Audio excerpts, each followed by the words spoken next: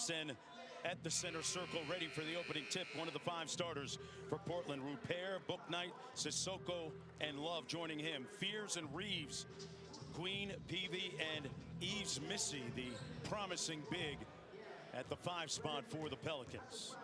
Yves Missy got a lot of minutes this year for the Pelicans with all the injuries they had, and great experience for him, and looking to be able to have a strong performance here in Summer League in front of course, the Pelicans brass, Joe Dumars, Troy Weaver, of course, Coach Green still in the building, so they've stuck around to make sure they're watching how their prospects develop.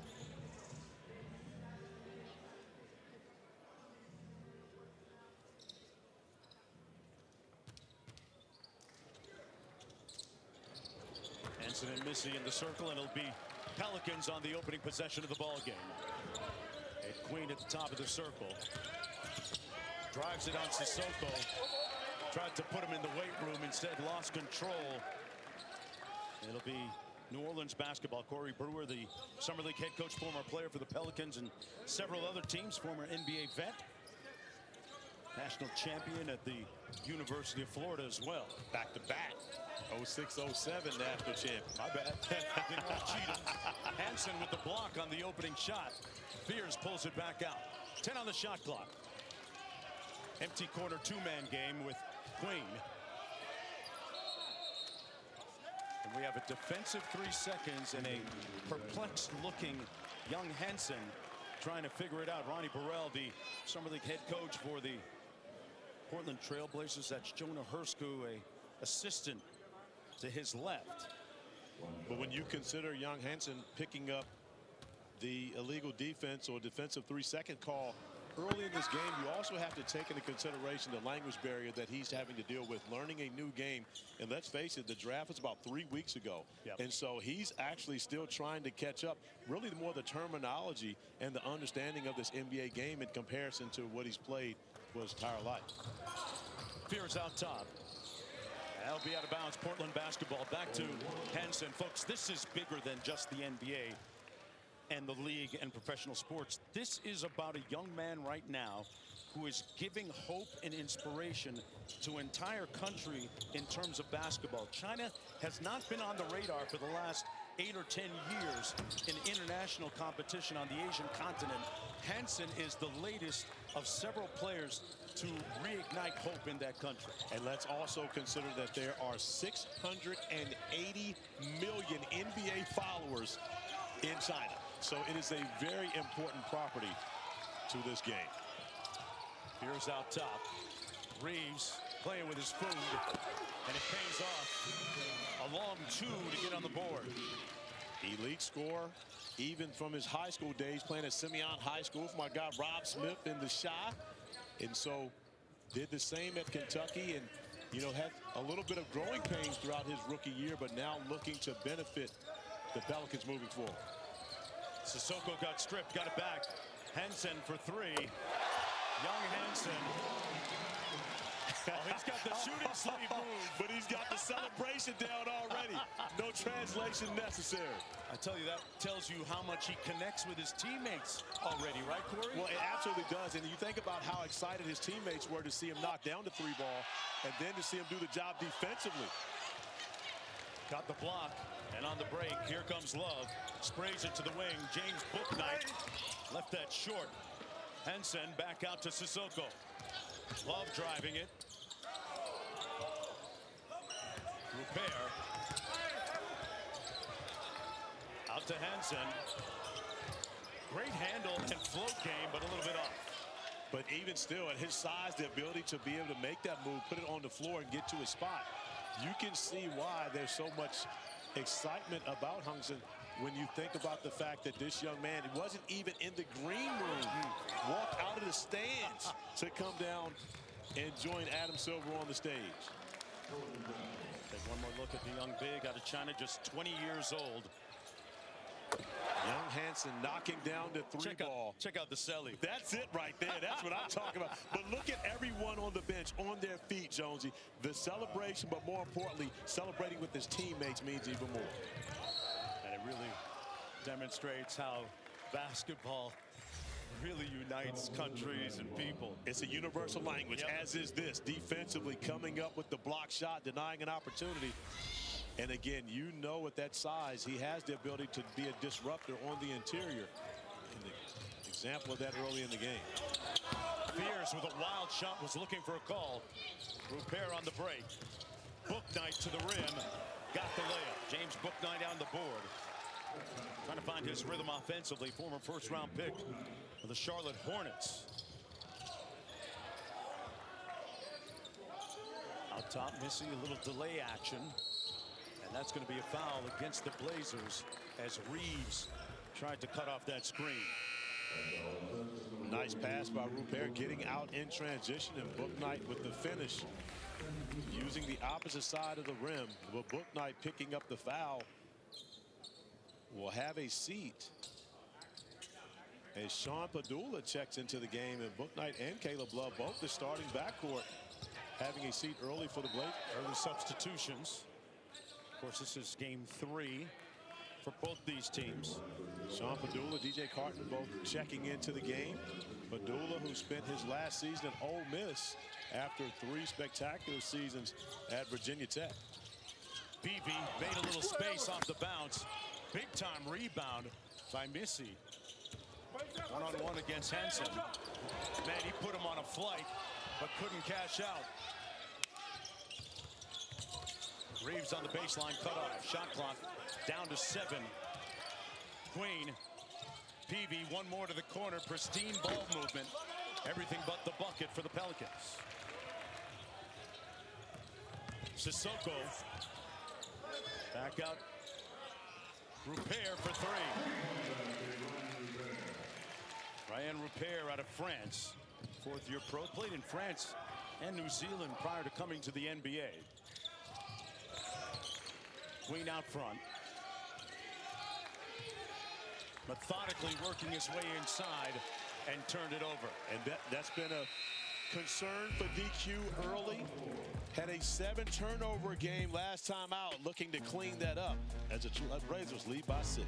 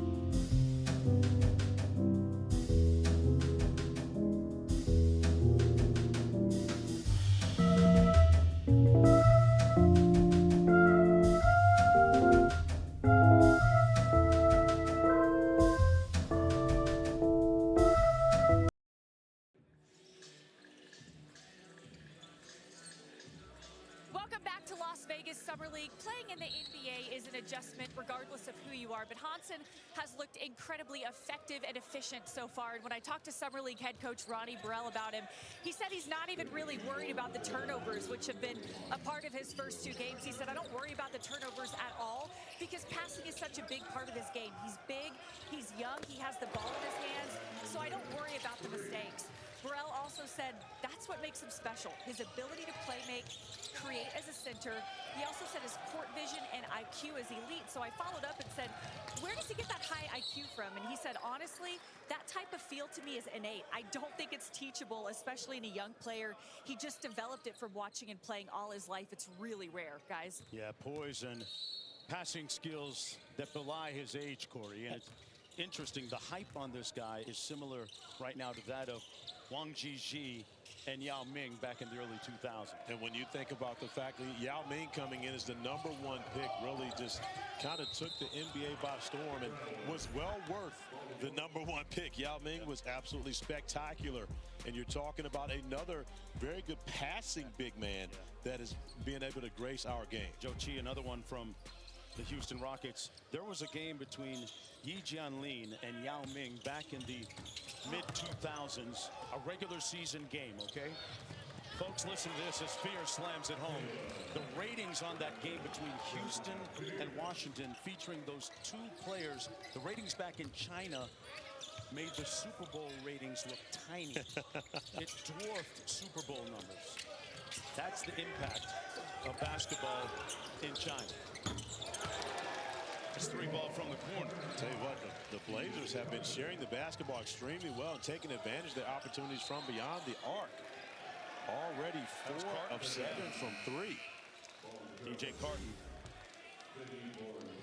Baseline drive, baseline drip. City Sissoko, who is an elite passer in his own right, finding DJ Carton able to knock down the corner 3. Great action by the Blazers early, stretching it out to a 10-point lead. Rupert in particular off to a good start. 2 of 2 from downtown.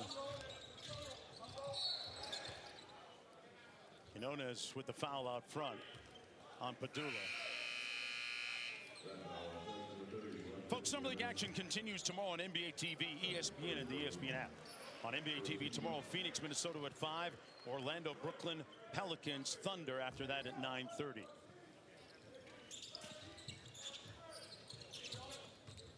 Rupert checked out of the ball game for Portland. He's their leading scorer. And off the block, it comes back to Quinones. Missy. And rebounded by the Blazers on the break.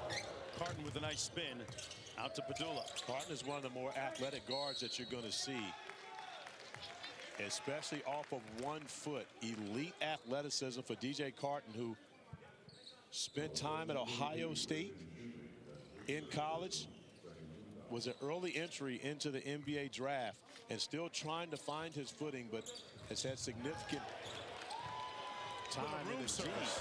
But the second dunk for Jeremiah Fears getting out in transition. And this is 2/3 of the points that the Pelicans have put up. His 2 dunks accounting for 4 of their 6 points. But Jeremiah Fears doing a great job getting into the passing lane and finishing it off in hot fashion. The truth about DIY is you never really do it all by yourself. Because this setup took 2 videos and a quick demo. You can change your color here. And this pizza wasn't delivery. This was. I wonder if they have.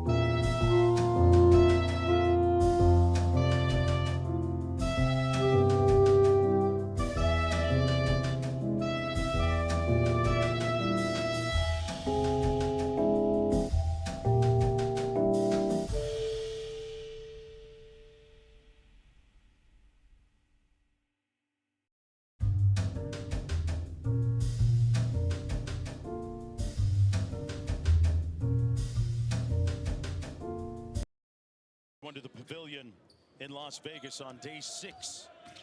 Pelicans with a little run. Jeremiah Fears, the 1st-round pick, catalyzing that comeback. Couple of dunks.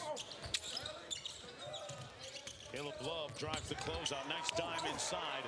And the reverse, good, pristine ball movement that time as Carton cashes out. But Caleb Love has that ability. He started his career at North Carolina at the point guard position, was predominantly that point guard as a freshman, moved off the ball after that. But he's best suited to be a guy that's a playmaker as well. Fears out top, launching a contested three. Portland down by 10. Pelicans come in without a win here in Summer League. Abdullah off the screen, and that's going to be a foul against Brooks.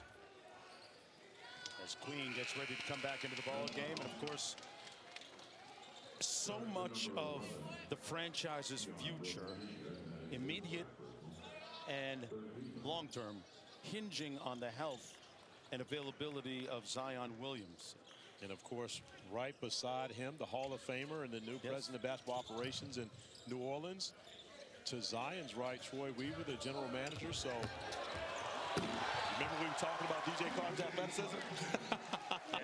There he is right there, showing it off. This young man is a high flyer. I mean, of course, right on cue, we're talking about Zion, who is one of his own. But when you think about Zion and you talk about the expectations of this Pelicans organization, his availability is going to be paramount for them to be able to move forward. Everything that they're doing, the moves that they're making are based upon having Zion Williamson in the lineup. And you look at only 30 games played last season.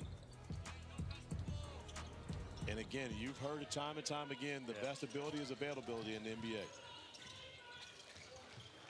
At times it's been a real perplexing dilemma trying to figure out the puzzle of being able to keep him on the floor. Because he's been great when he's on the court. Yes. Caleb Love.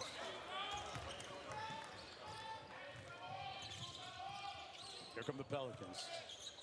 Queen, a straightaway three over Henson, missed it badly. Corey, he hasn't looked comfortable in any of the two previous games and hasn't gotten off to a great start here offensively anyway. It's going to take some getting used to, because when you consider Derek Queen and his ability to be able to really dominate in the Big Ten at Maryland, he wasn't playing against the level of competition as far as big men that he's going to see, not just at the NBA level, but even in the Summer League level. Right. He goes into a walk into a three. Young Hanson, that's a strong closeout. When he puts his arm up the wingspan, that's a big guy you're trying to shoot over. Derek Queen hasn't really played against that type of competition throughout his career. DJ Carton at the free throw line, third-year pro out of Marquette.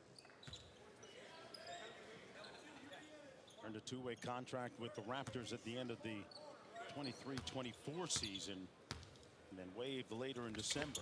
A couple of games in Vegas, averaging about 5 points per.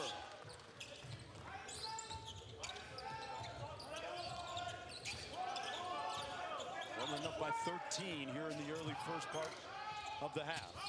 Quinones, nice pocket pass. Queen draws the foul and will go to the line for two. And it's always great to have a veteran like Lester Quinones on your team, a guy that spent a lot of time with the Golden State Warriors organization as well as different stops around the NBA. But you need a guy like that on your Summer League roster to help these young players figure out the way that the game has to be played.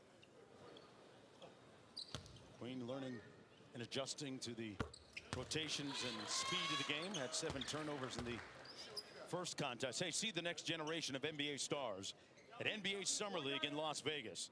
Tickets are going fast. Get yours now at NBAevents.com.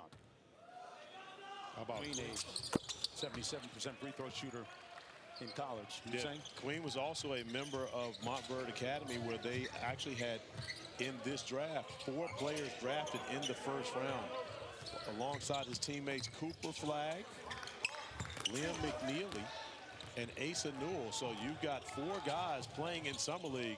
Well, I don't think Coop's playing anymore. Right. Shut him down. Is it just me, or does Montverde Academy win the national championship every year? It almost seemed to be that way, but actually Kevin Boyle has left. He's now left Montverde, headed to Spire Academy. But you look at this team, head coach Kevin Boyle.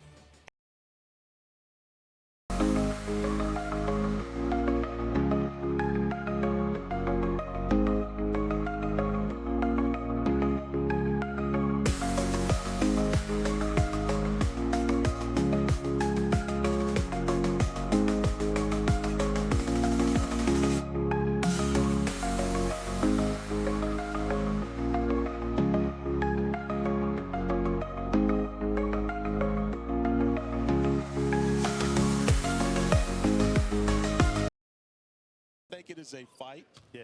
But when you look at it and you go through it and you say, okay, Scotty Barnes was the NBA Rookie of the Year. Yeah. Okay. You had me at Cunningham and then Barnes. That combination right there. Now, we know Cooper Flagg, just like Cade, was the #1 pick. But who will be that Scotty Barnes? Who'll be that second guy that steps up like that? Great lineage at that school. That jumper by Tyson off the mark. He had a good opener against the Golden State Warriors. Brooks on the edge. Quinones outside. Around the green screen. Got a look.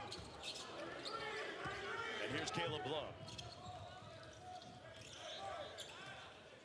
45 seconds to go in the opening quarter. Going to run a little angle pick and roll here. Love checks the screen. Henson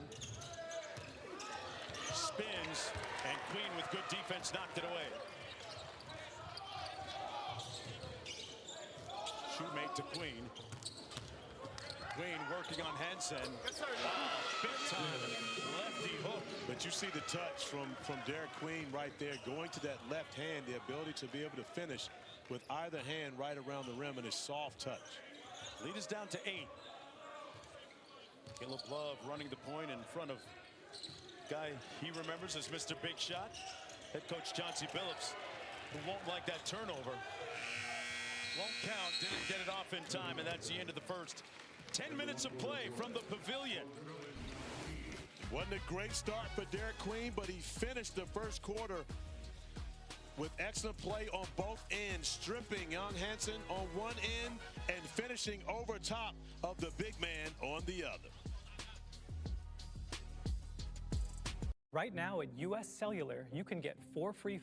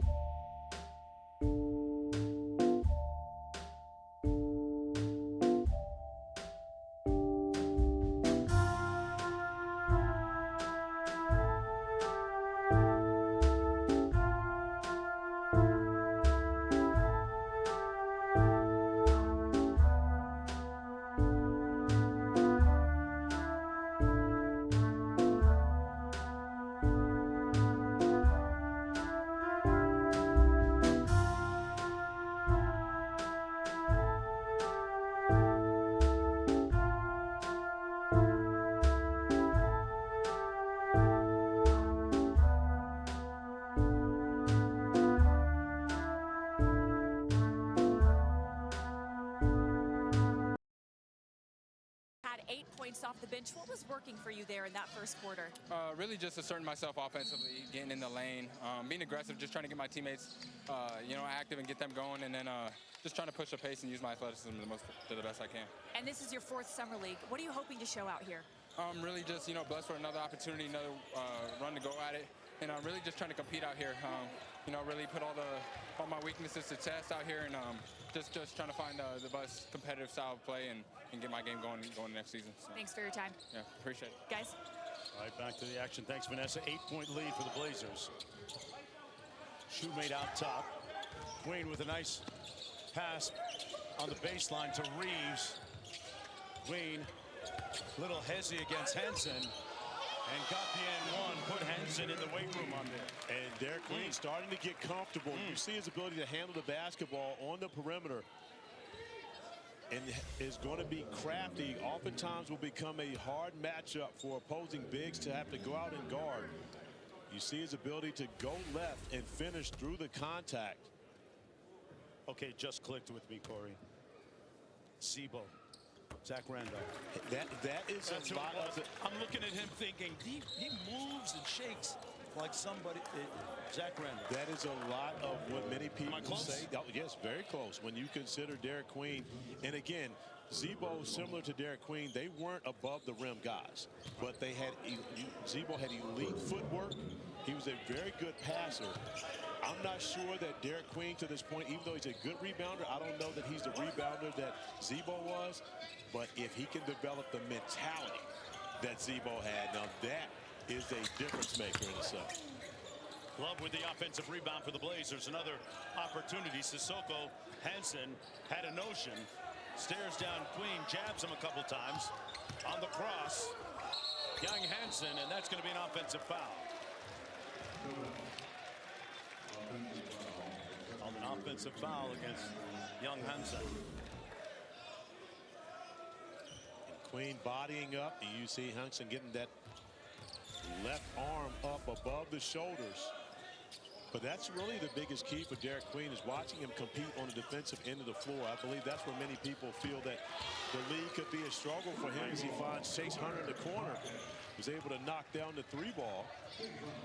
Bouknight back into the ball game. Sissoko in the corner. Hansen left all alone. Queen dared him to shoot it. Was fortunate to get the miss. And Queen leading the break. Tween, cross. Queen, mixtape time by Derek Queen. That's a Gucci bag work right there. That was similar to the play that he made for the game winner against Colorado State during the NCAA tournament. Going to that left, and he's equally as good going right or left. Derek Queen has the ability to play off the bounce. Henson misfiring on another three. New Orleans has rallied courtesy of a 13-0 sprint to knock the game at 19.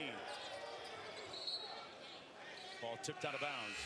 Queen is looking much more comfortable even in these last 2 minutes. He really has settled in, finding Chase Hunter in the corner. We talked about his passing ability, but also the ability to play off the bounce against bigger defenders, using his ability to handle the basketball to get to his spots, going off the glass to tie the game in a 13-0 run. 7:48 to go. Queen on the baseline against Sissoko. Gonna try and walk the shorter man down. Nice fadeaway. Derek Queen is feeling it right now. Oh, he's got it going. I was shocked that he really didn't look to be more aggressive offensively on the last possession where he gave it up, because he's got it going. And when you get going like this, the NBA rule is if it ain't broke, don't fix it. You got to get a touch here. Sissoko stood in there and took the charge. Queen has scored on 11 of this 15-0 run. Well, when you see, and he was the emphasis to get him going early in this game. The first possession was to allow him to be able to attack off the bounce at the top of the key. He wasn't successful, but you can see the plan of Corey Brewer coming into this is to try to establish Derek Queen early in this game. Queen an efficient 4 of 8. Love with a pull on the 3. Made it look easy. Love makes it a 1-point lead for Portland. They put the ball in Queen's hands a lot as a facilitator and hub, right? He has the ability, and again, as we, of course, talk so great about him, he turns it over. Whistle and a foul. As, boy, you alluded to Carton's indomitable athleticism. We saw an example right there on the foul. Yeah, and you see how quickly he's able to really, it wasn't much of a screen, but he's able to get around it and get to the rim quickly, jumping off that 1 foot. And that's one that Queen will learn, just to allow that layup to happen, let him go, not pick up that foul. Of course, you get 10 in summer league, so it doesn't matter as much, but can't take him home with you, Corey. You cannot take him home. Carton knocks down the first free throw. Derek Queen has 11 of those 15 last points for the Pelicans, and he will get a well-deserved and earned breather from some of the head coach Corey Brewer. There's a host of subs come into the ball game. This is as good as Queen has looked offensively in summer league. And again, that's his strength. His offensive game is his strength, and he's going to, I mean, you can tell how valuable he was to the Pelicans organization. They made a trade and gave up an unprotected first-round pick as City Sissoko knocks down the 3-ball. but an unprotected first-round pick that, if the Pelicans don't have a quality year, could turn into a #1 pick. So when you consider that, that's how much they thought of Derek Queen to be able to go out and get him. But Troy Weaver, that's a good pick. That's a lot to give up. It's a lot to give up. But Troy Weaver, of course, the new general manager, very familiar with Derek Queen and his game, watching him from a young player. He's a true believer in Derek Queen's ability to be able to help change this franchise alongside Zion Williamson. When you take a panoramic view of the Pelicans roster, and Queen, their 13th pick overall, first-round draft pick, how does the spacing work with that guy right there, Zion Williamson, and the rest of the roster for the Pelicans? Well, it's always important to have shooting around Zion. And Derek Queen is a capable three-point shooter. He will become a better three-point shooter as time goes along. But more importantly, his ability to be able to pass and facilitate allows Zion to have so much space to operate in the lane. But if you get an opportunity to see the Pelicans depth chart, you look at it, DeJounte Murray, Jordan Poole. Of course, Trey Murphy III had a great year until he was injured this year. Right. But his ability to shoot the basketball, as well as Jordan Poole, playing around Zion could be extremely important. Peavy with the slam. And the Pelicans back to within a point.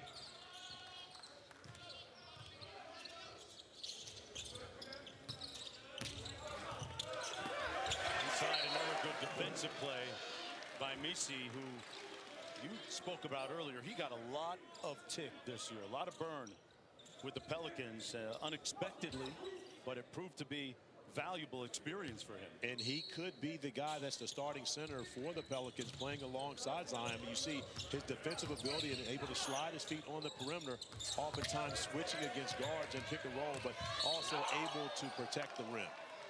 That's going to be a foul against the Pelicans, Corey, and number 55, A.J. Hoggard. We were talking about Troy Murphy. A healthy Murphy is a boon for the Pelicans, and had a chance to speak with him a little bit earlier this week. Said he's out in the lab in Los Angeles right now with his skills trainer, Drew Hanlon, working on playmaking, adding mid-range play, and being a better creator at his own shot. Absolutely. Being able to get his own. And you know he's a Wahoo, so by the way, UVA guy. I was sitting on that fastball. We got a timeout on the floor. Carton getting a little lift from his friends when we come back to Las Vegas. The truth about DIY is you never really do it all by yourself.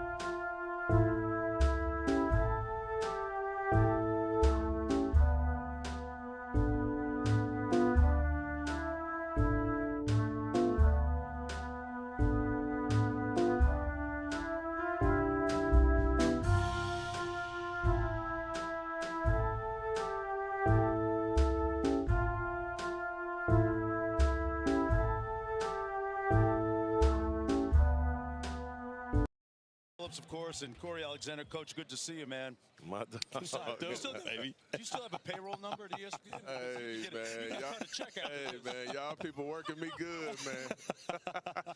Chauncey, you know, coming into the arena here at the Pavilion today in Las Vegas, saw about 70 or 80 people with Chinese flags. Yeah. Chinese pictures of Yang Hansen. and kind of feel like we're onto something with this young man from China. What do you think of his play so far? Because it seems to have at least justified some of the hype around him. First of all, I think he's doing a really good job. Secondly, y'all finally seeing what we saw. You know, like we took him, and everybody had a lot to say, you know, about the pick, but we didn't. All we cared about is we thought he was an incredible prospect that was going to fit in perfectly with our team. And I think he showed that he's doing a really good job with that. Chance, I was at the draft when he was announced as the 16th pick, and he was at the draft, walked out of the stands, and no one knew who he was at that point. But you had spent time with him, obviously, before then. What did you see? Was it the passing that really stood out the most to you, that the fact you could possibly run offense through him, or what was it that made you get on board with saying, hey, this is our guy, this is who we need to go after? You know, there were several things. One, his passing obviously stands out. And anytime you can have a good passer on your team, he's a good connector. Everybody loves playing with a great passer. But not only that, he was very competitive. He was physical. You know, he set good screens. You got to understand, as a big man, there's going to be a collision on every play. Either you're going to be the one going to it, or you're going to be, you know, he's the one that goes to the collision. And that's something that you can't teach. Passing and feel, that's also something that you can't really teach. So the things that you can't teach, when they can do that, it's incredible, because I know what I can teach. So I just felt good about it. I really did. Chauncey, we had a great moment where he had a chance to display his personality. After the three. He gave it the three in your mouth, Sally. He really seems to have connected with his teammates despite the possibility of maybe a little cultural differences and language barriers. You know, and that's, just think about it. You know, he's still kind of learning and getting more comfortable with the language. How do you guys handle that? You guys have a translator for him? Of course. Yeah, he's got a translator sitting right behind the bench. On the end of the bench right now. His name is Chris. He's doing a phenomenal job, but, you know, we'll have our own, you know, people we got English classes for him, and we of course we have an entire agenda for him, you know, to speed him up, but he's doing a really good job with all of those things. That's great. Congratulations to you, signing a 4-year extension, I believe, to stay in Portland as the head coach. And, you know, I didn't know this was the path for you. We talked about this long ago when you were doing TV, and you made the decision to get into this coaching. Of course, everything that you've done throughout your lifetime, you've excelled at. Have you enjoyed this side of it and mentoring these young men? Man, I love it, CA. I really do, man. I love teaching. You know, it was just so many guys along the way for me that taught me, that helped me. And coaching is just teaching, you know, and I really do. These guys are so talented. They're so good. They're so skilled. But I think it's really important, and particularly when they come into the league, it's important what they learn right away. And it's going to set the tone for the rest of your career. You know? So I love it. I love coaching. I love teaching. And to your point, early on, I didn't know that this was going to be the route for me either. But I just felt called to do it, man, and I just love it. You've experienced seismic change since you first lined up on the sidelines. I mean, Dame Lillard was part of the team when you first came aboard, and things have really turned over in a somewhat significant way. One of the guys out here that you drafted, Caleb Love, comes in as an older rookie. How does that benefit him? What have you seen out of that so far? Well, you can see how comfortable he looks out there. You know, he's got a lot of experience. He's played in a lot of incredibly big games in college. Those things really matter. You know, I'm one that I believe in, you know, rookies that come in a little bit older. I mean, you look at what Tumani Kamara's done for us. Came in a little older, is already one of the best defenders in the entire world. So Caleb, I love it. Caleb knew your nickname too, Mr. Big Shot. As he should. He didn't have to YouTube it or Google it. As he should. He's old enough to know that. I know, but you never know with these young cats, man. So the 19-year-olds, they don't really know it. To your point, Caleb, you know, at his age, he knows it. All right, Jonesy, let me say this. And I've known Caleb Love since he was probably 14 years old. The person that I would have told you then, and really for the last 10 years that he reminds me of, is this guy beside me. Oh, okay. And both of them are the coolest dudes in the room, no matter what happens. Whatever profession it is, they're going to be the coolest guy in the room. But Caleb has a very similar personality to Chauncey. They're not rah-rah guys, but lead by example, and both players that other guys want to follow. Even though I was the older guy. You was the semi-older, but I thought you was the coolest dude on our team. Now you're giving me. We used to have that battle all the time. Yes, we did. One of the big transactions you guys made was being able to get Drew Holiday coming in. What does Drew bring outside of the obvious? We're going to keep you. Can we keep you for one more second? I'll be right here, man. Right. He ain't got nothing else to do, Jones, but hang out with us. He's trying to get the gold watch from ESPN like all of us. Back after this. This is a meal, a tender Italian steak and mozzarella sandwich so good.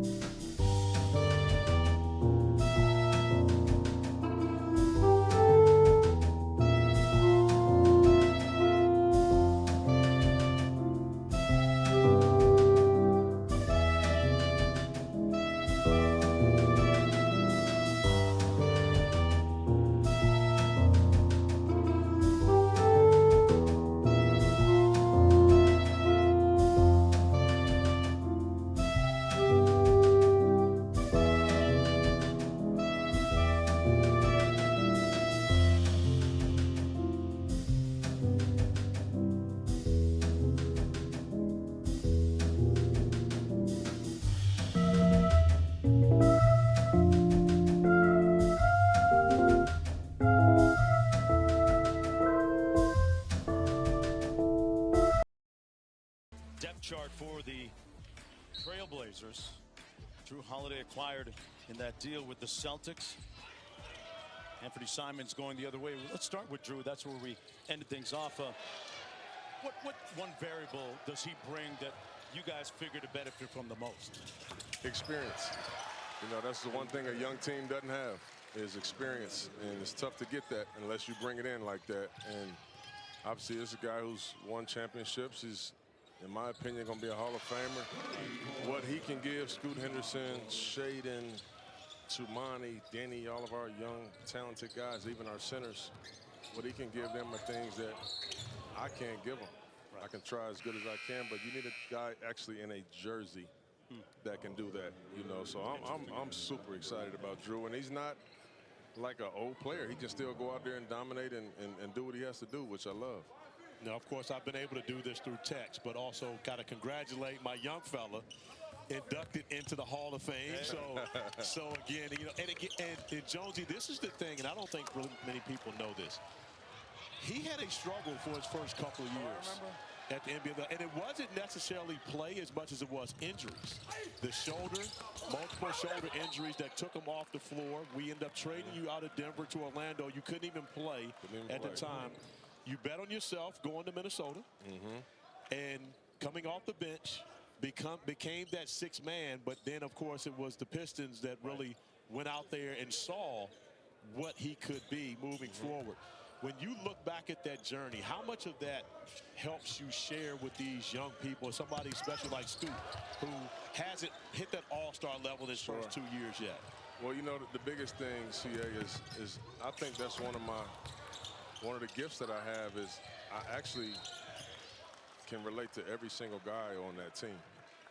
The guy at the end of the bench not playing, the six-man guy, the star of the team, the role player. Like, I've been every single one of those guys, and you know, I never actually talk to my team. I never do the, like, when I was playing or this is what I did. I never do that. But when our guys go through certain things, I can tell them how I feel. I know how it feels, you know. So that relatability has been the key for me. You know, being able to meet them right where they're at all times. Shaedon Sharpe really had a strong season overall. We need to look at the big picture, especially the second half. What's the next step for him? Just consistency. You know, he had struggled with some injuries, but you talk about uber talent. Right. Shaedon is he's as talented as anybody. You know, he's starting to really guard the ball now and defend and use both sides of the ball. And if he can reach his potential, I mean, it's going to be scary. Gifted really athlete, will. yeah.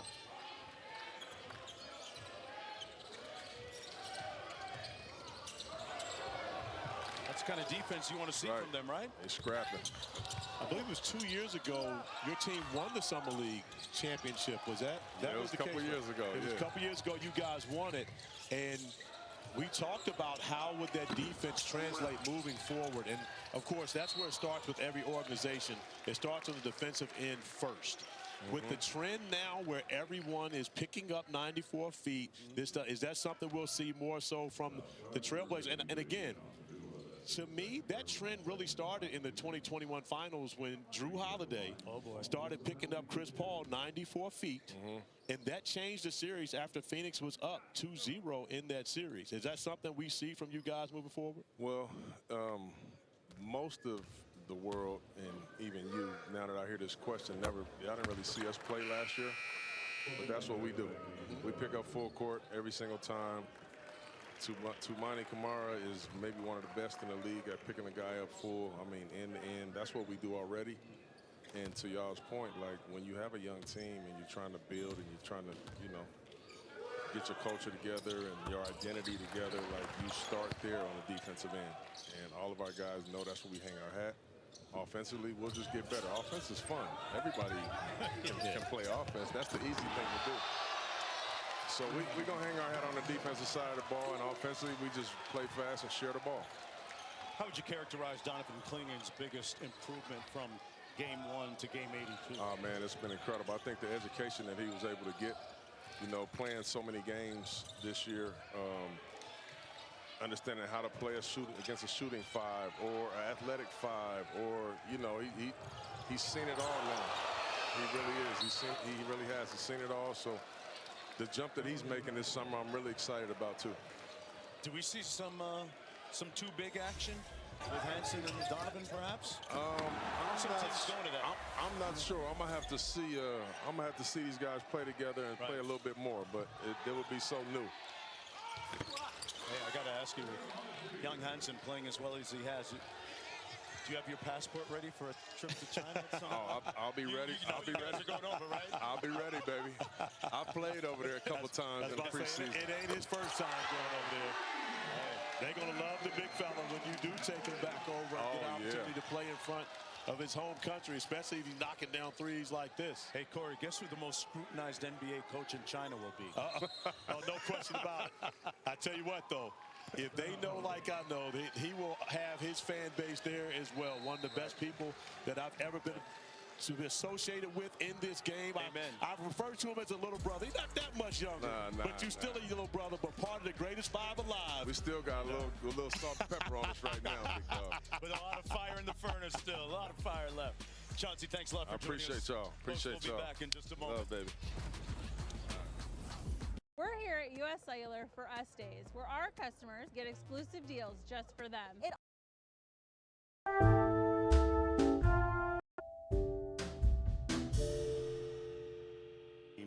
Had played in the California Classic at Golden One Center in Sacramento and then come down here to Las Vegas to scrimmage against some of the NBA Summer League teams. One of those teams was the Portland Trailblazers, so they got an up-close look at Hansen and obviously got a little bit of background on him and liked what they saw enough to draft him number 16 overall. It's called great scouting. Green lost it. 1 second to go, and that's going to be the end of the first half of play. The Portland Trailblazers looking for their second win in 3 tries. Young Hansen hit his first 3 ball, ended up with 8 points, 2 rebounds in the first half. And Derek Queen did a little bit of the heavy lifting at the other end for the Pelicans, looking as comfortable as he has all summer here in Vegas. Halftime coming right up. Stick around. We'll be right back.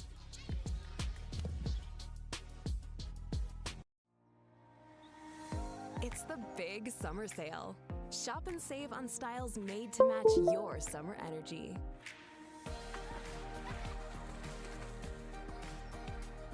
Only at K. You know, they say that AI is the future, but Apartments.com has been using apartmental intelligence for many years with Carl here. Describe your perfect apartment because Carl is listening. 2-bed, 2-bath, AC. Okay. A barbecue pit, maybe a microwave on top of the stove. A pool. Did I say a pool? Oh, somebody's going to park. Think of it. Think of it. That's it. That's exactly what I wanted. Apartments.com, the place to find a place. Ooh.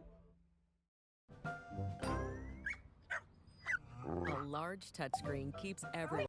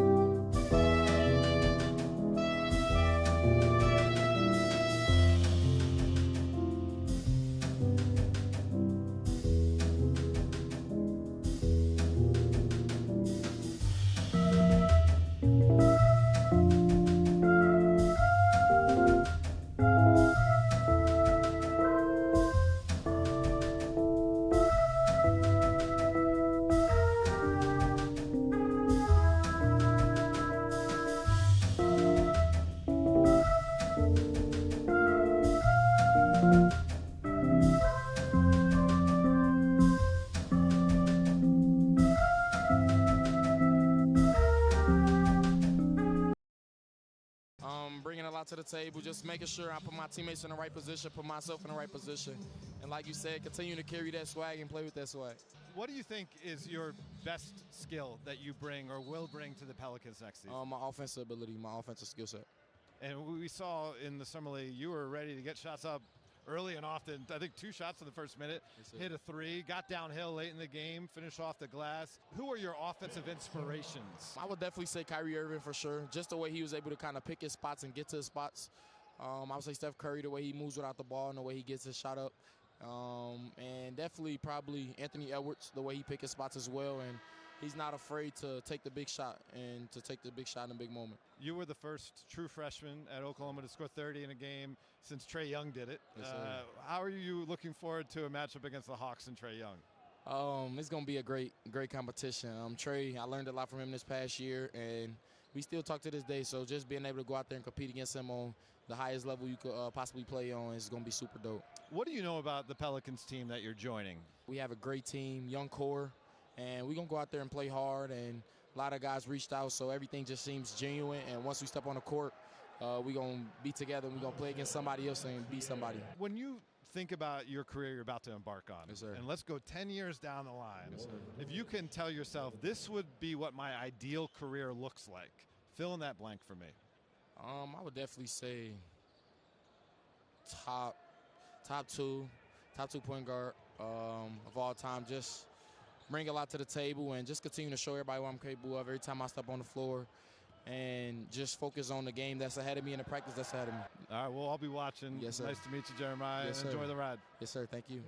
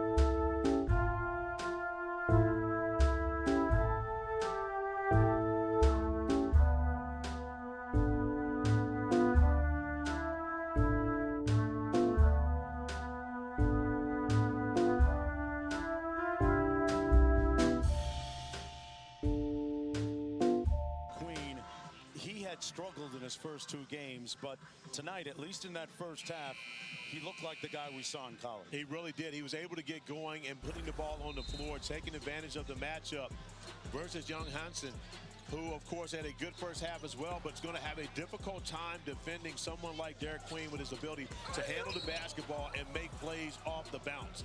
The issue for Queen thus far has been shared by his rookie teammate, Jeremiah Fears, who got going with back-to-back dunks for 4 of the first 6 points of the game for the Pelicans, and has been able to attack the basket, but both of them have combined for 10 turnovers, 5 turnovers each.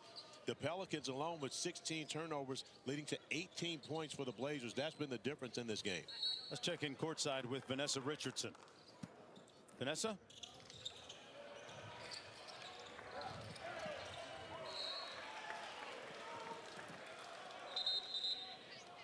I apologize for the technical difficulty.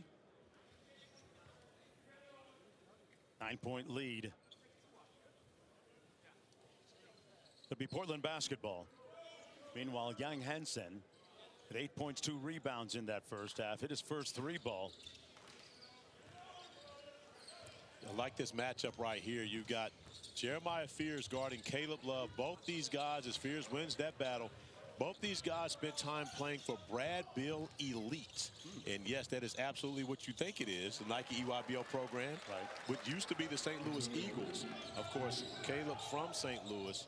Jeremiah Fears making the move to play for BBE. And of course, both these guys under the tutelage of Brad Bill, who spends a lot of time with his program. Trey Young played for that team too, right? Trey was Mocan Elite. Mocan. And that was, at the time, Kevin Durant was kind of the guy behind Mocan. Now, of course, he has his own team, Durant, but yes, he was Mocan. He and Michael Porter Jr. Let's go to Vanessa for more. Yeah, guys, my microphone is working now. There we go. Good. I asked Corey Brewer what he wants to see from Jeremiah Fears. He said, look, I want him to keep being really aggressive. He's learning to make the right plays, but he's a young point guard. So for him, every game is about learning and getting better. He said he's really figuring out better reads, where the open man is, when guys are supposed to cut, and when they're not supposed to cut. I also asked Corey Brewer just who is standing out to him about making the most of this opportunity, and he mentioned not only Fears, but he said, look, Derek is a double-double machine. Peavy is playing well. Reeves is showing he can score the basketball, so he really likes his young summer league squad. There's a look at Brewer, and you know, I spoke with Joe Dumars prior to tip-off a little bit earlier, who had a basketball there. He said, I asked what really jumped off the page with you guys, because it's easy to sometimes evaluate the basketball component, right? The athletic part. You can see that, but in terms of somebody's DNA and their character, what does it look, and what made Jeremiah Fears unique for you? He said, and I quote, he's obsessed with being great and has been for a long time. That's what really popped off the page for them in the interview process, which sometimes is just as important, right? It really is. And again, you know, there's skill and then there's will, right? The will has to be there, and the will becomes important when you go through that adversity. And do you put in the work to get yourself out of the hole? Do you put the work in to find ways to get on the court? And oftentimes for young players, that comes more on the defensive end of the floor. And so for Jeremiah Fears to be great, he's going to have to start with what he does defensively. As you mentioned, it's easy to tell what he can do offensively. He's a young man that reclassed up and put up huge numbers at Oklahoma. But he's going to have to do it on the defensive end of the floor, just like Queen, to make sure that they can help the Pelicans win games. Corey, good defense there by Rupert, who gets the steal. He had a good first half. He's got 16 overall in the ball game. Interesting story from a basketball family. His mother and father both played professional basketball in France, and maybe they taught him how to play good defense like that. But his sister, Ileana, is a member of the Golden State Falcons, and she was a basketball prodigy growing up in France, which helped her brother become a little bit more known in the game. And in transition, the Pelicans with the layup. And that was a beautiful block by Yves Missi, coming over to help out Derek Queen after Hansen had won the battle to get to his spot. Love, Butter. Caleb Love now has 6. Reeves drew the foul on the play. Repair called for the foul. The two big guys battling as Hansen gets to his spot, going to the jump hook, but Nisi comes over, cleans that up, allowing the Pelicans to get out in transition. Jeremiah Fears making the right find. And speaking of the right find, Caleb Love in the corner. And I believe Portland is a great spot for Caleb Love. And the reason being is they don't need him, right? But he's another one of the older guards that you're talking about. Spent 5 years in college and can come in right away. And his competitive nature, I think, fits right in with where Chauncey Billups wants them to be. He'll come in and compete with Scoot Henderson from day one. You know, of course, Drew Holiday will be the guy that really spearheads that backcourt. But Shaedon Sharpe, all that they have there, Caleb Love fits right in with his competitive spirit and, of course, the experience that he's had over the last 5 years in college. Yeah, don't sleep on that last late season push that the Blazers made in the Western Conference. That was for real. It really was. And again, they were able to find their niche as to how they have to play to be successful. We've seen that happen with teams in the past, which lead to great seasons moving forward. Three ball from the wing is short. Love on the break. They turn it around to 3-on-2. Love says, I'm the best man for the job. And it comes back the other way to the Pelicans. 8-point lead for the Blazers, who have led for most of this contest. And Bouknight hounding Fears. Knocks it out of bounds. As Chauncey Billups talked about, the picking up 94 feet, that's a staple of what they do.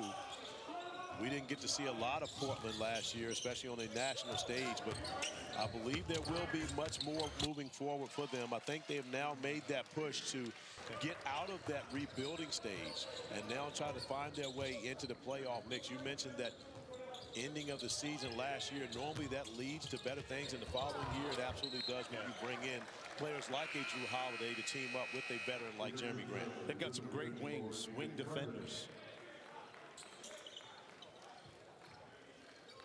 Henson back in the ball game. 6-point lead for the Blazers, and more full court pressure. Reeves will bring it across.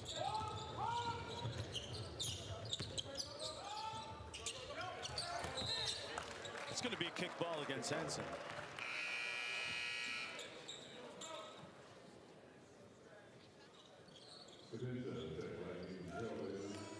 Skapintsev coming to the ball game. Henson leaves the game 3 of 9, 8 points, a couple of rebounds. Fears. And that's going to be a foul. Boy, he really does well at snaking that screen coming off of it. NBA 2K Summer League. Let me start that again. The NBA 2K26 Summer League rolls on tomorrow at 4 more games. Cavs and Kings at 3:30 Eastern time on ESPN2, followed by the Bucks Bulls. Then at 8 Eastern, 5 Pacific on ESPN. It's the Mavs Sixers with the Wizards and Jazz capping off the night. The Sacramento Kings with an impressive performance last night. Corey, a game that you and I called. They are one of the several undefeated teams at 3-0 as the night began. You know, and to that point, for the first 2.5 games, the New Orleans Pelicans had 30 assists. The Sacramento Kings had 23 assists in the game last night that we did. And again, it's difficult in a 2 to 3 week span to build team chemistry. But as you share the basketball, that's what allows you to be successful at this level, even in Summer League. And that's something that you see the teams that are 3-0 right now and looking to move forward. Right. They're doing that. When you have a team like New Orleans right now with such young players, Derek Queen, Jeremiah Fears, guys who are really getting their first taste of professional basketball, now it becomes difficult to really teach that chemistry because guys are trying to establish themselves more so than they are, you know, with the right play for the team to be successful. Guy that we haven't talked about too for the Blazers, Denny Avdia, was one of those guys that was central in their late season improvement. Statistically had a pretty good year for him. Matisse Thybulle is the guy that I was thinking about when I talked about wing defenders. And a lot of conversation about Matisse Thybulle. There are many contenders that are trying to find ways to get him away from the Portland Trailblazers right now. but a great asset for the Blazers to have. We already mentioned, of course, Jeremy Grant. You've got now Drew Holiday in the fold. So it's a team that's roster has really skyrocketed. You talk about they have 3 legitimate centers. I mean, you know, we oftentimes forget about Robert Williams III, who played in the finals for the Boston Celtics. So that's a young man with great experience and, of course, has shown that he can be very productive on the NBA stage as well. Ball knocked out of bounds. That appeared like it went off Sissoko. And Corey Brewer's already on the floor. He wants to challenge that one. He knows he's going to win that. That's an easy one. Yeah. Well, I thought we had an easy one last night, and I ended up being wrong on that one. So maybe I shouldn't be so confident. Sometimes it happens that way, partner. Sissoko made a great fake off the catch. And this is what it looked like in the aftermath. Yeah, that's going to be an easy one. Love was nearly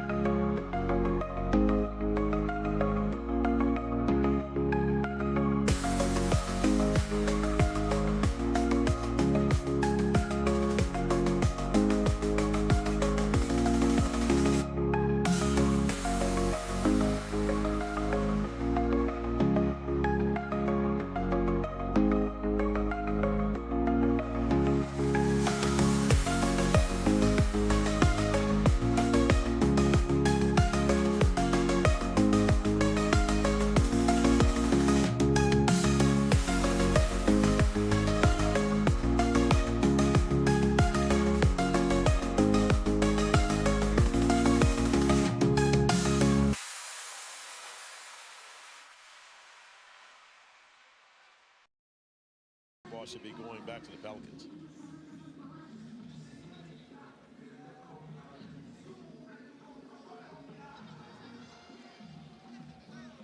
Maybe they're looking at the timing of it. Of course, the shot clock resets to 24. A new shot clock. Hopefully they're only talking about what time is on the clock after that one. 6:29 right now to go in the third quarter. City Sissoko, originally drafted by the San Antonio Spurs. Here's the decision. Okay, after review, it's been determined the ball last went off of Sissoko on Portland. Therefore, the call has been changed to the Pelicans ball side out with 24 seconds on the shot clock.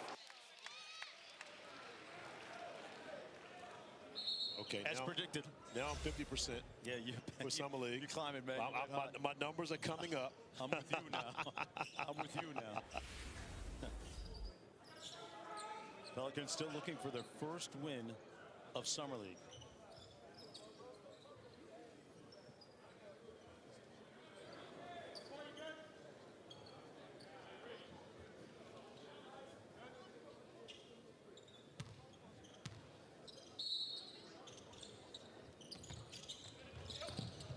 Good backcourt pressure by Portland. Missy has to come back to retrieve it. And Fears brings it across against Padula. Fears got to the rim. Oh. You know what they call jelly in the crowd, right? Let them go. Traffic jam. There you go. I'm not sure everybody heard it last night. You got to let them know. That was a heck of a finish by Fears. It really was, and that's an area where he struggled throughout the Summer League thus far. He's finishing at the rim, but you can see he absolutely has the ability to do so. Got 14 now. Yeah, great example in the last possession. Man, he's got a burst of speed, too. Missy inside. Sweet left-handed finish by Yves Missy. And just like that, it's a one-point game. It was a struggle for the Pelicans for some time. They were turning the basketball over, but just like that, they've been able to fight right back into this one. Pelicans keep it in play. 2-on-1, Fears and Reeves. Fears took it himself. And here come the Blazers back the other way.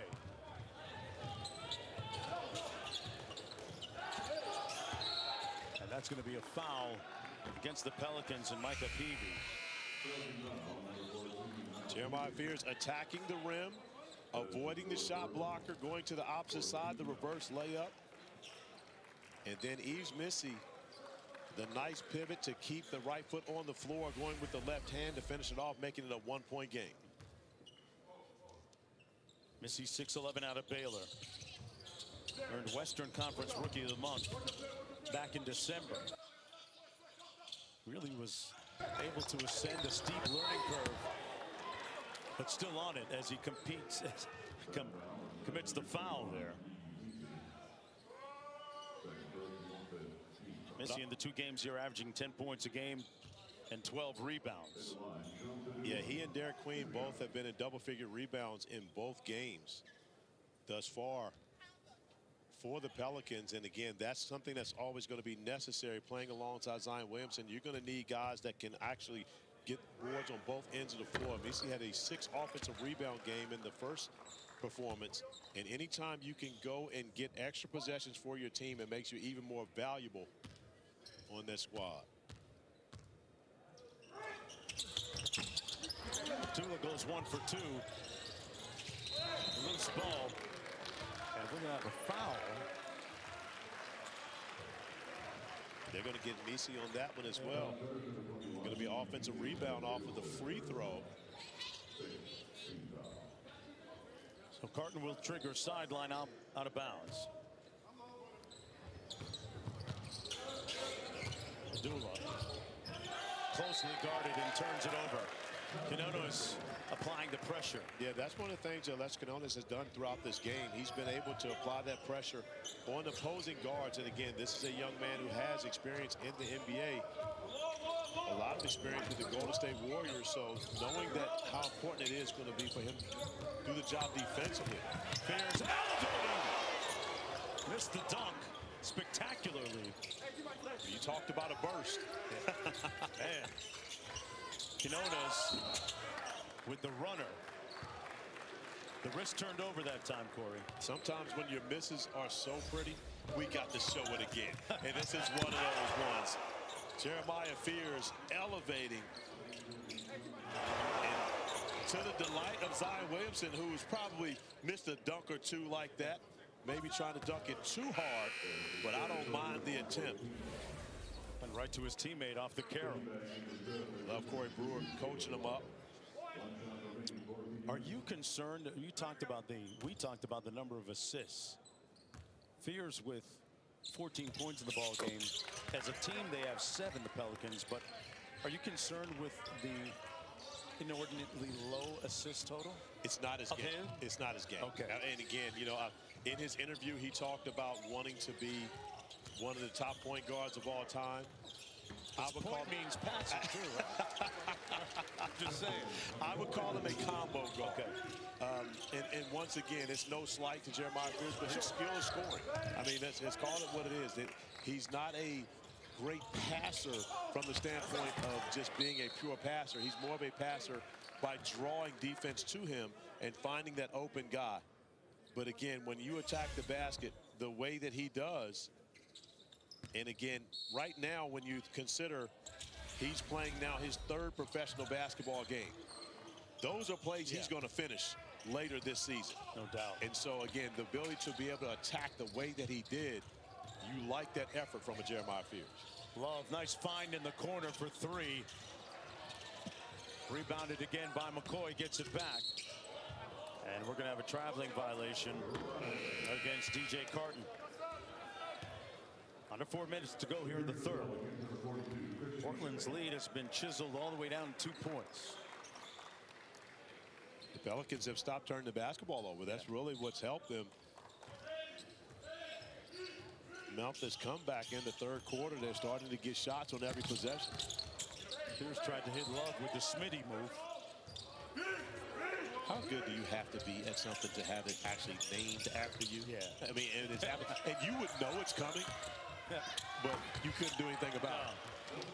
Missy on the miss. Love leading the 2-on-1 around the world. And we got a foul. DJ Carton wanted that one. Yeah. He was pointing by the time he's at half court to Caleb Love to throw it up.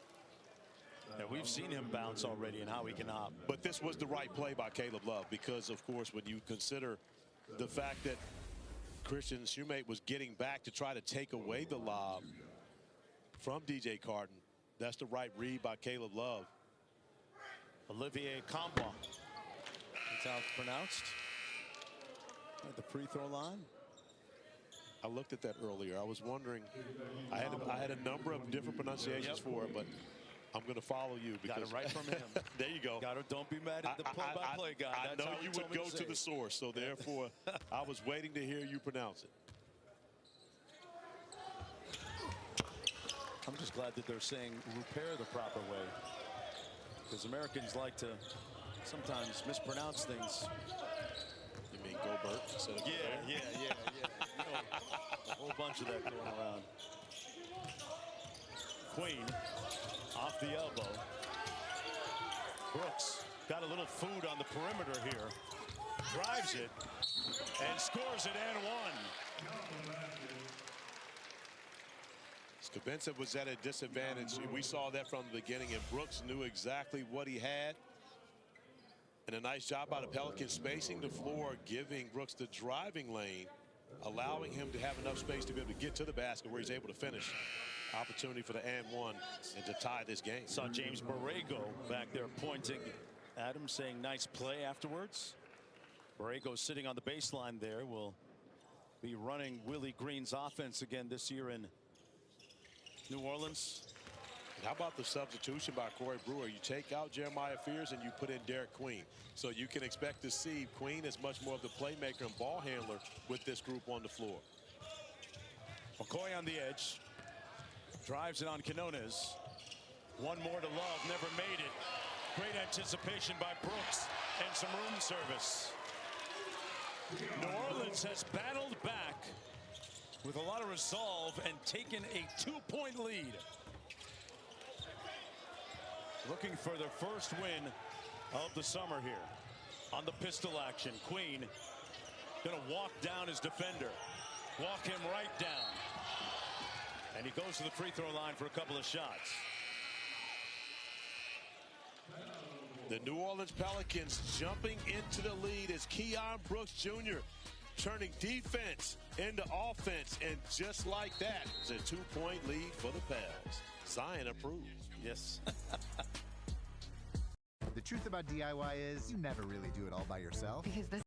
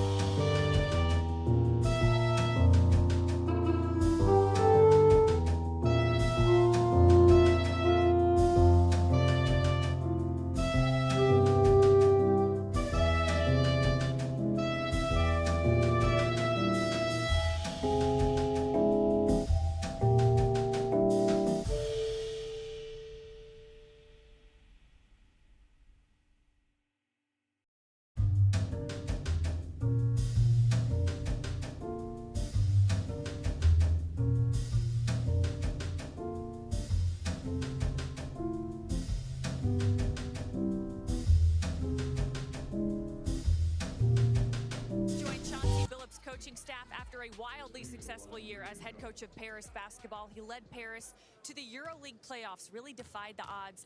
I was able to cover Thiago 2 seasons ago when he was part of Ime Udoka's staff in Houston. He was great for the development of the young guys, particularly working daily with Alperen Şengün. He really helped Şengün grow. I was able to chat with Thiago a few days ago. He said he is pumped to be back in the NBA under Chauncey. Grateful for that experience leading Paris. Great person, great former player who's become a really great developmental coach, guys. And that surely will be a benefit to Chauncey's staff as he continues to build with these young players and a sprinkled in mix of veterans. A jumper off the mark. And nobody locked the door at the other end. But you think about Thiago Splitter and his ability to be able to help Alperen Şengün. Now think about Hansen as well as Donovan Clingan. So he's got a couple of nice canvases to be able to work with in Portland. I'm sure that's something that Chauncey Billups and the Portland brass thought about, knowing that how Thiago Splitter could help these young players that they have become true professionals within their system. And just to give it a little bit more context, Paris Racing, where he was the head coach, is a very venerable European basketball franchise with a lot of great history.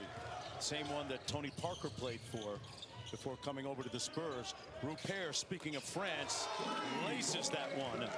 C'est très bon. Oh, 19 in the ball game. They don't know about, international Jones. Villeneuve. Villeneuve is 19 in French. He's got 19 points and a rebound there. A man that was in Paris watching his sister play in the Olympics for the French national team last summer. Off the miss, here comes Shoemate. Air ball, and Love leading the 2-on-1. Caleb Love with the sidestep, left it short. And up and down we go. Shoemate's turn.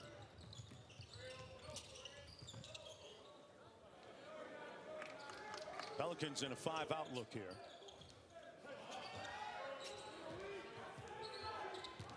There's the ball screen from Queen. Hunter lines up the seams on it and left it short. Brooks inside with a little muscle, and the offensive putback makes it a 4-point lead for the Pelicans. He's got 11. Carton with the reverse. Nice step through. Quinones. Up and down we go. After a score, no one stopping the basketball. Caleb Love going 2 for 1. Unable to get it to go. It's Chuck and Duck and sleep in the streets. That's where we arrived right now. 4-point ball game. And about a 4-second, 5-second difference between the shot and game clock. Portland with a foul to give. So it'll be sideline out of bounds. Pelicans basketball.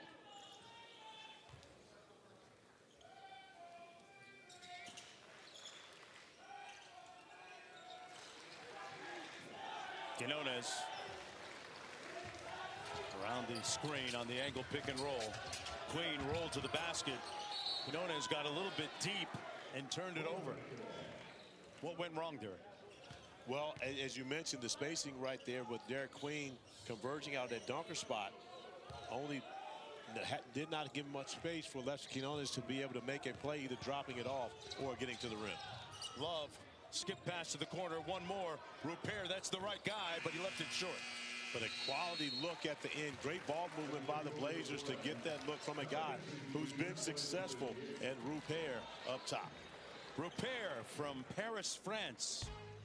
Un jour de basket tonight. You know that we're not really in Paris right now, folks. We're in Vegas. But they got the hotel, it looks like it.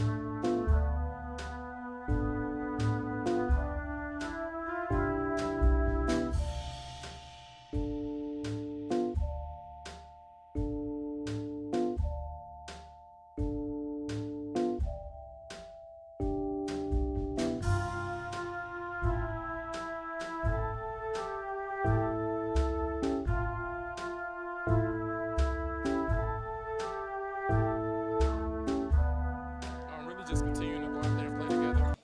We had to talk between ourselves and amongst ourselves, and I think we did a great job of just continuing to play together and rallying back.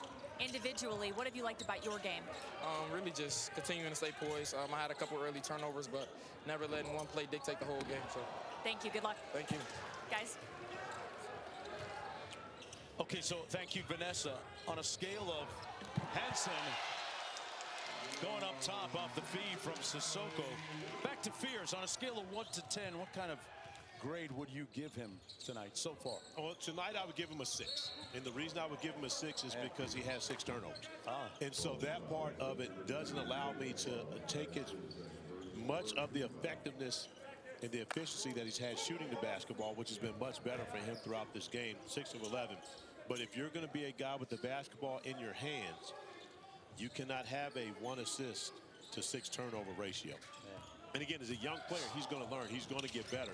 And he's going to get coached up by Willie Green as to how he goes about picking his spots better to eliminate those turnovers. 6 out of 10. I'm glad you weren't marking my papers in the 4th grade. I would have spent 3 years in the 4th grade. But this is my young guy, though. Okay. Jeremiah Fears is one of my guys. So once again, you know, he knows I'm going to grade him with a much more difficult scale than many others will. Hansen laces another 3-ball. He's got 13 in the ball game, 3 of 6 from deep. A lot of excitement around the world, especially in China, about that young man playing center. Love with the rebound, 1 and done for the Pelicans. Chance for the Blazers to tie the game up here. Love touches paint. Hansen with a nice screen for the layup for Love. And Hansen didn't really have to do much other than be big in the paint, allowing Caleb Love to use him as a screen to get the easy layup to tie the game back at 65.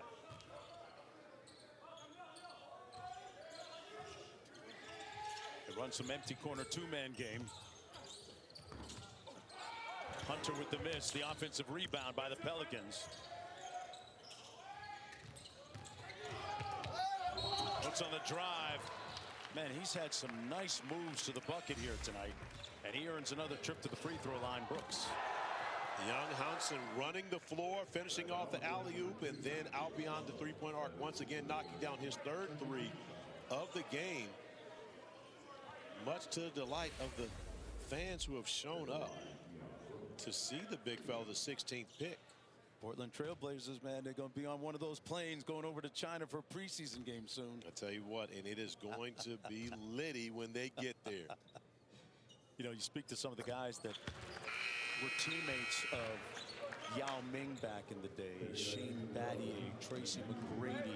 Still to this day, Chuck Hayes, still to this day, very well known and extremely popular in China because of their association with Yao. Once again, $680 million. Now, mind you, for those who are trying to put that into perspective, the population of the United States is just over 400 million.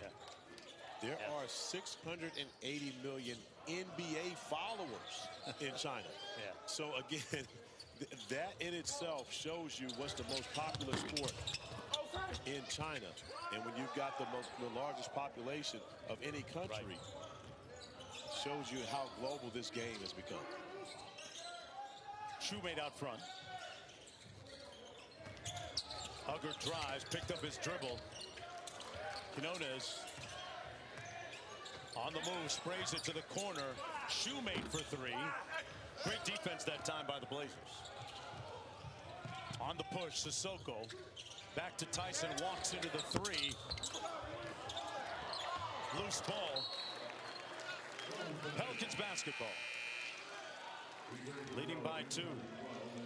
Well, the pace has kind of picked up a little bit here in the second half. It really has, and you notice the Pelicans, of course, with the opportunity to get their first win. And you can see the difference in the way they've played after the halftime conversation with Coach Brewer. But more importantly, they've been much better with the basketball. Only 5 turnovers in that 3rd quarter in comparison to 16 in the first half.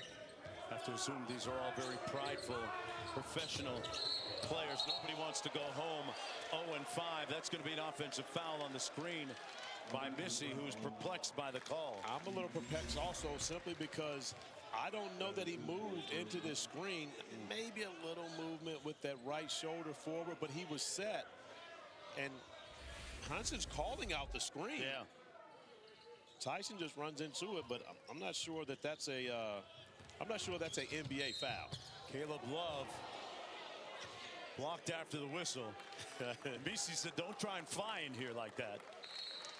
No, he got a technical foul. Yeah, he said a little something else too. Lip flipping and ego tripping. Eves Missy got a technical as a result. Caleb Love trying to attack the basket after the whistle. Yeah, and that's the thing. It was after the play. The foul was called earlier on the floor, so it's not as though Missy got the personal foul. But Caleb Love does pick up an extra point and makes it a one-point game, an opportunity now for the Trailblazers to take a lead here with the bucket. Caleb Love with 9 points and 9 rebounds, 2 assists. Hansen was being held. This has been a very difficult last few seconds for Yves Missy. 7 minutes to go. We'll do it again. Sideline out of bounds, Portland. And Tyson will trigger.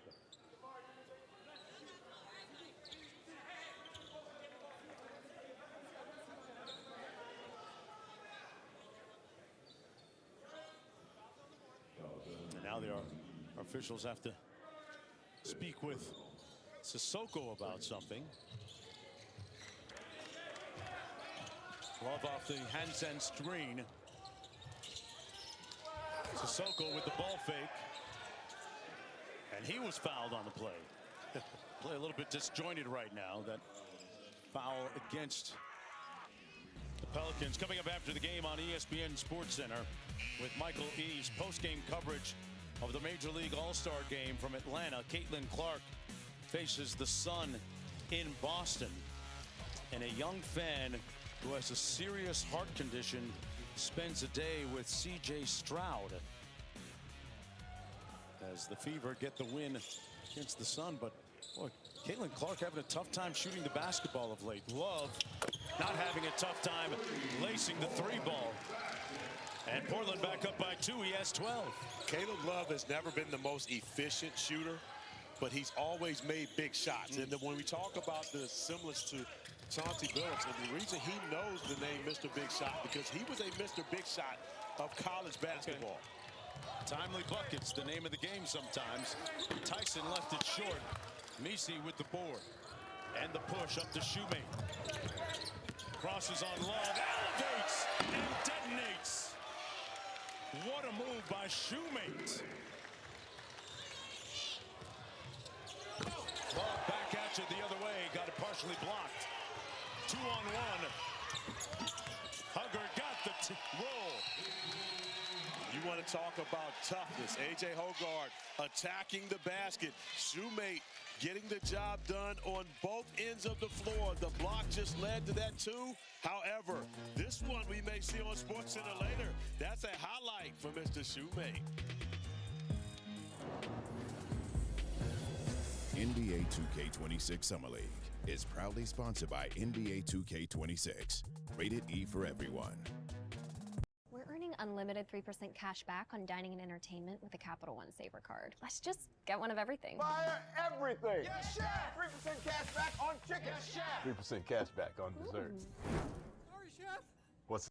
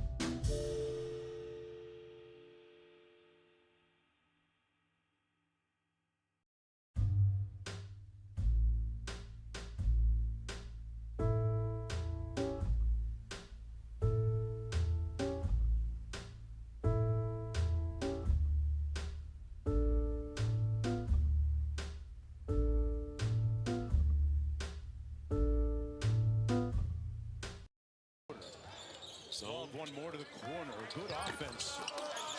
No bucket. And Shoemate battling for the rebound. Earned that call, didn't he? Yeah, he did. Zone out of the timeout for the... Uh-oh. So now, let me tell you this. Okay, it's AJ Hoggard has zero issue with things get physical. He actually enjoys it more so like that. And AJ Hoggard with the push to City Sissoko, but the Pelicans are asking for the officials to go back and look at it and show that Sissoko was the initiator.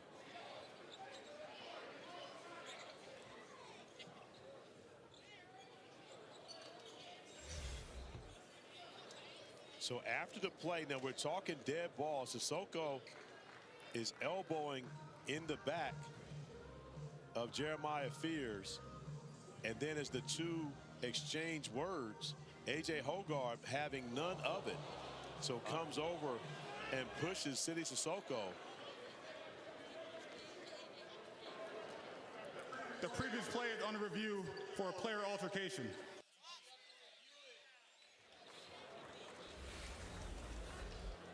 So I believe we're going to probably have multiple technical fouls here. I believe we'll see a technical foul both on Fears and Sissoko, but we'll also get one on AJ Hoggard, which means that the only shots will be for the Portland Trailblazers. Right.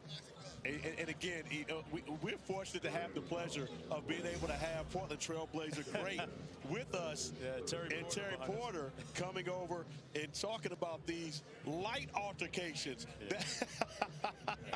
These light altercations that we see in today's game in comparison to...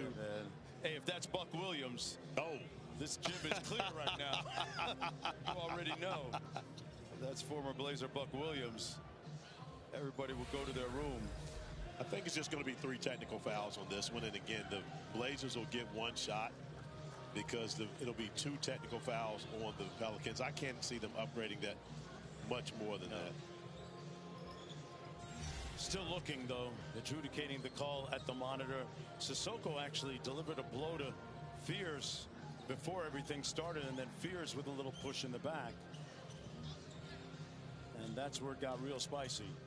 See, I think the conversation, if you want to call that altercation between Sissoko and Fears, I think that'll warrant a double technical foul. But Hoggard coming over with the push and involving himself in it, I believe that also will warrant a technical foul. So I think we can call 2 techs on the Pelicans, 1 on the Blazers, shoot 1 free throw, and keep it moving. Keep it moving.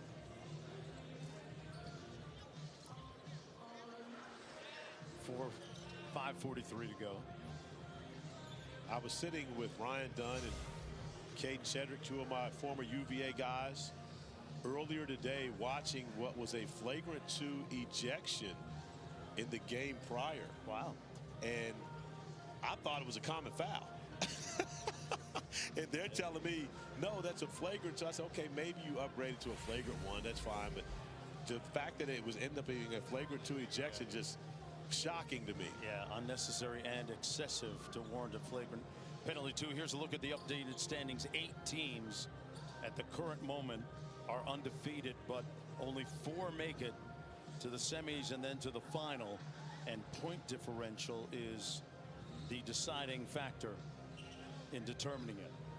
Right now, Sacramento just a couple of points ahead of the Timberwolves for that final playoff spot. And this is the point to where now with 3 games already played, it's about not just winning, but you kind of have to run it up a bit. Yeah. As you get to the end of the game. Hey, don't let your feelings get hurt. They're just trying to make it to the Final 4. As at some point tonight, we'll get the call.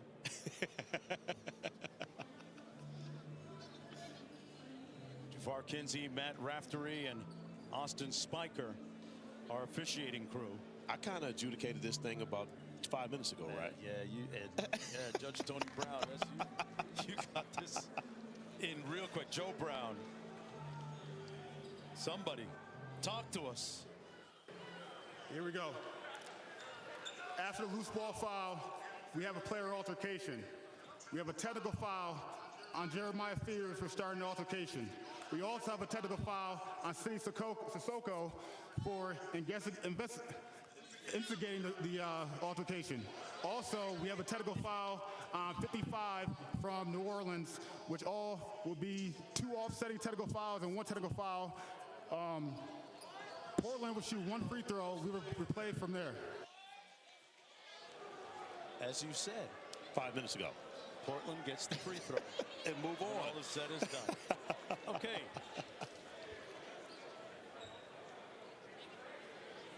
Again, nothing against these officials. They're doing the best they can do. And again, a lot of new officials getting an opportunity here in Summer League. Most of them from the G League. Yep. Yes. 71-69 with 5:43 to go. Caleb Love going to the free throw line. Kevin is his older brother. Well, Kevin is from Portland. Yeah. So we can go with that. Yeah.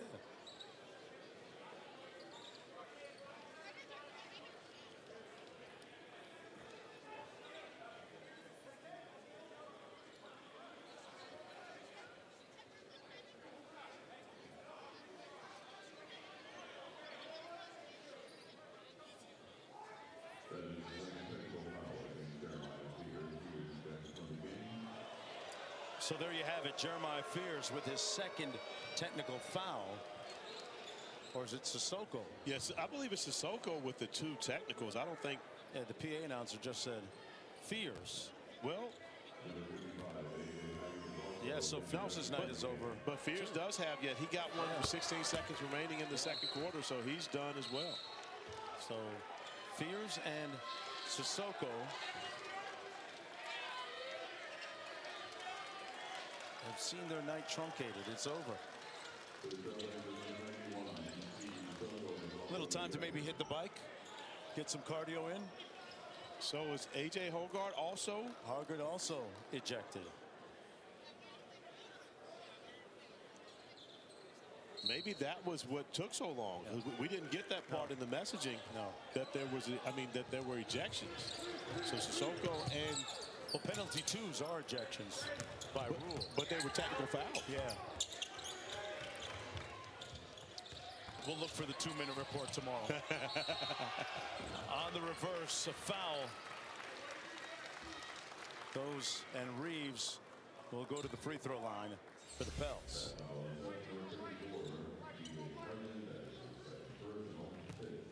Throwing up deuces. I believe that's City Sissoko reaching out to Jeremiah Fears, telling him that it's his 2nd technical foul, and Sissoko is wondering why he's ejected from the game. That's his 1st technical, as is A.J. Hoggard.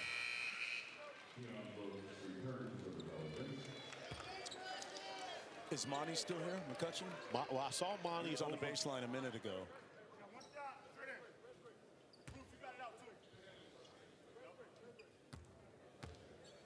Antonio Reeves at the free throw line. 80% foul shooter, knocks down the 2nd. But there are different levels to technical fouls, correct? Yes. And so would it I believe it's is Class A and Class B, is that the 2 terminology? Is that the terminology? You might be right on that. But one of them that I would assume ejection. With ejection, wouldn't that be 2 shots? Now you're putting a lot on the plate. We absolutely have to. We got to talk to Monty. We got to find out. I just don't know as to why Hoggard nor Sissoko was ejected. But back-to-back threes for the Trailblazers has allowed them to push the lead up to 3.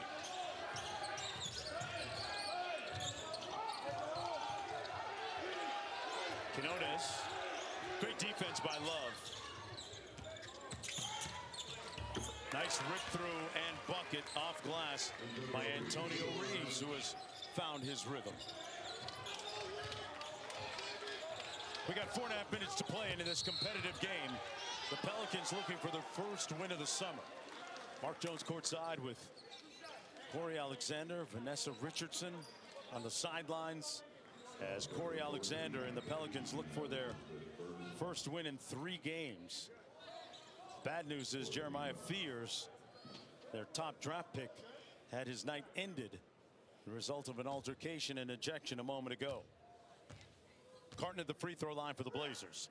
Hey, Summer League action continues tomorrow on NBA TV, ESPN, and the ESPN app.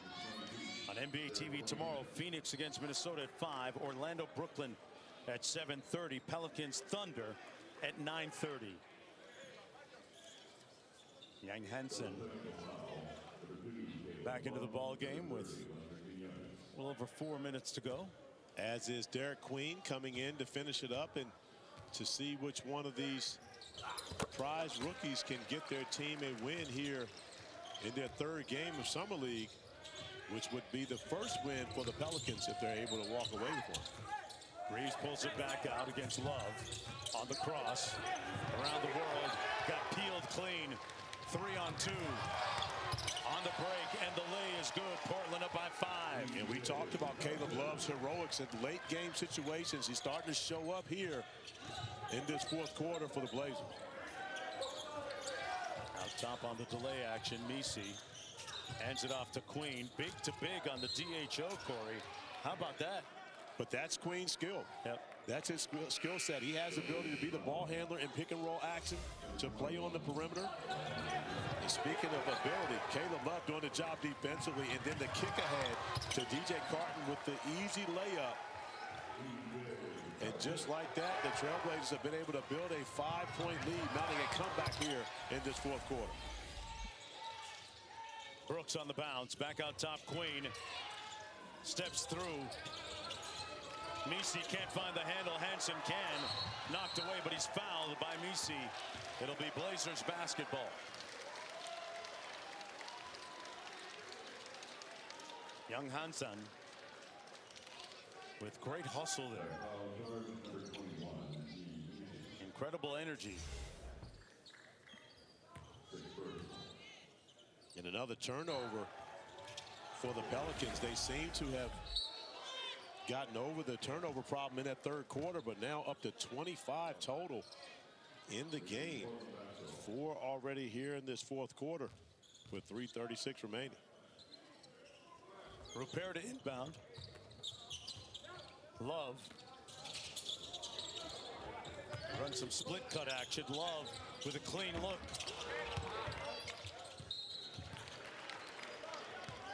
It'll be Pelicans basketball.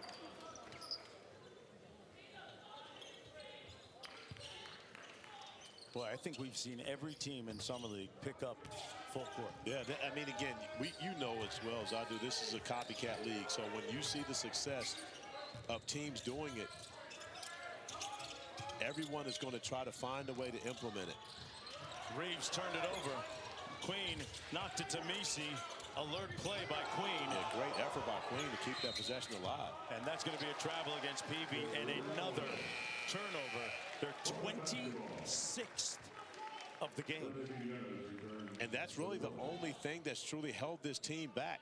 If you consider you play a basketball game and you're only down 5 with 3 minutes and 5 seconds remaining, and you've had 26 turnovers, you're fortunate to be even in this game.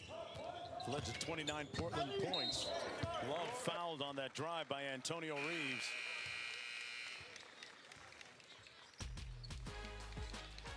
We got a timeout on the floor. Time running down on the Pelicans when we come back. We're earning unlimited 3% cash back on dining and entertainment with a Capital One Saver card. Let's just go.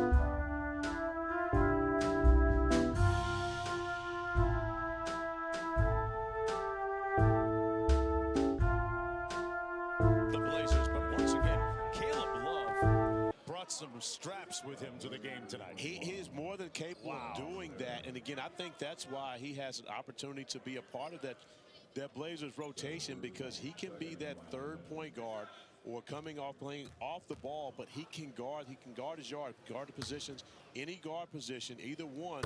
But when you're going to be tutored by someone like a Drew Holiday, I mean, if you're Caleb Love, you have to be just chomping at the bit to be able to go in and learn from Drew Holiday. And he also has another built-in learning tool, not just Brad Beal, but also Jason Tatum. Caleb Love played high school basketball for Justin Tatum, so for Jason's dad. So the relationships are there. Caleb has been surrounded by pros his entire life. And Justin Tatum, Jason's dad, the NBL Coach of the Year recently. Got some good people surrounding that young man, Caleb Love. Shout out to my guy, Jay Tapp. Was a heck of a player at St. Louis as well, alongside his bestie, Larry Hughes. Talk about it. Here's Love into the front court against Quinones. Shot clock at 15. 1 minute to play. Trying to turn the corner on Quinones. On the cross, spins, fires. Man, he took out his do-it-yourself kid. He might not always be there when you call, but he's always on time. That's been his motto, makes big shots. 16, 12, and 5 for Caleb Love. The putback is good, and 1 for Derek Queen. It's still more than enough time for Derek Queen and the Pelicans, but down the stretch, Caleb Love, the guy with the basketball in his hands, just a little small gesture. He's just a little too small for the two guard me. He's been out there bumping his gums a little bit against Quinones, and I like that. He will absolutely do that, and once again, he doesn't back down from anything. Very tough young man, and always shows up when the lights are the brightest. Barton pulls it out. 35 seconds to go. Got to get it off the sideline. Got trapped, but fouled.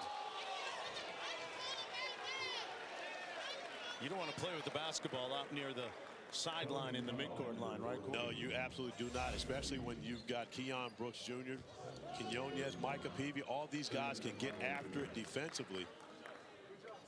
And it is a foul, but the concern was where the foul was called from. And the Pelicans asking how the official actually saw that from his position.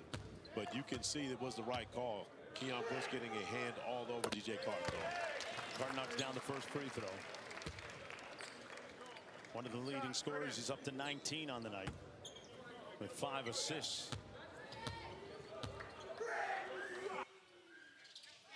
Lead is up to 7. Reeves got to the rim, got his putback to go. It's a 5-point game. A lot of things can happen in Las Vegas in 24.3 seconds. Yes. A lot of fortunes have changed hands.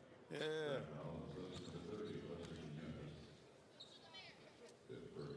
Trailblazers Ronnie Burrell, Summer League head coach, looking potentially at their 3rd win here in Las Vegas.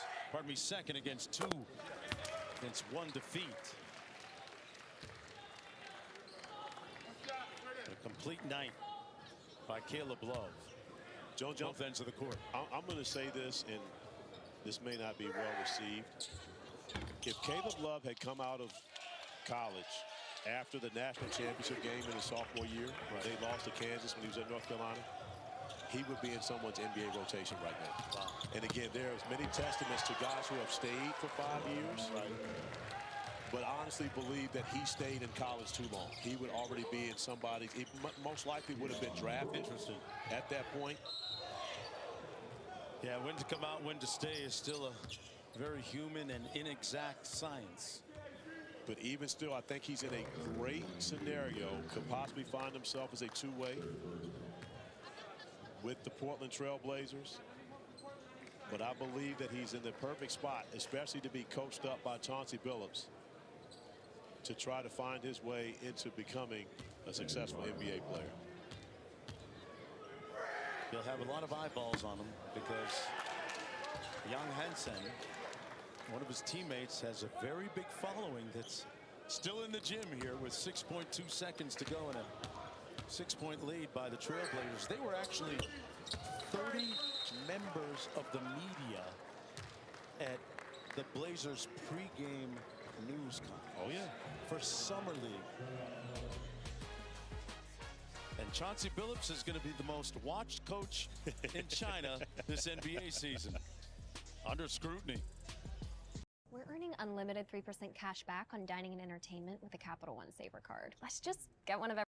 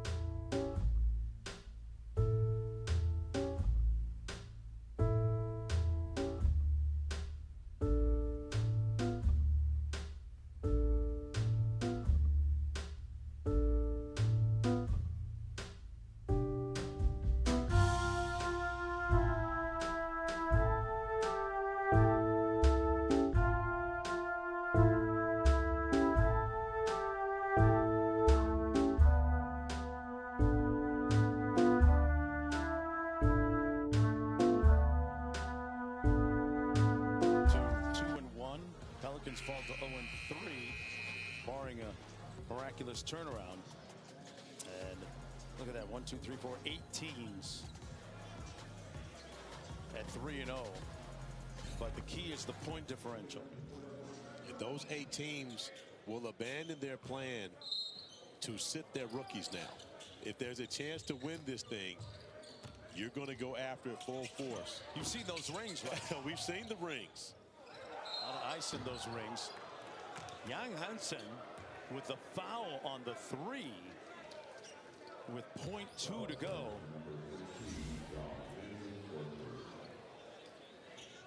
Well, with a 7-point lead, I'm going to go as far as to say this one's over. Only because Even of the 0.2 on the clock. Even in Vegas,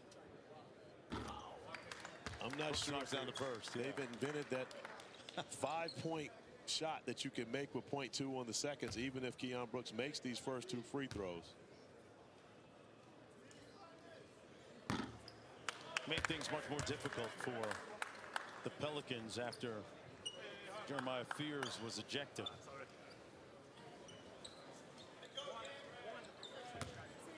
Number 1 pick in the first round for the Pelicans, 7th overall. Ejected in the second half, and that'll do it. The Portland Trail